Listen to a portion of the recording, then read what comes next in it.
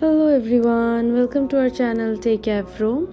Hope you all are doing great. So today I'm going to show you how you can block someone on Snapchat. So go to your Snapchat.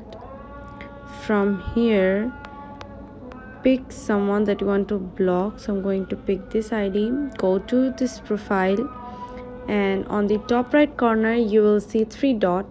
So tap on that and from here go to your manage friendship. From here you can see block button. Tap on that and tap block. So this is how you can block someone on Snapchat.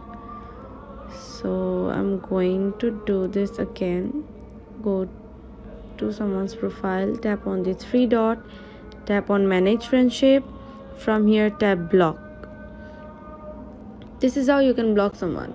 So yeah, thanks for watching. Hope this video helps you.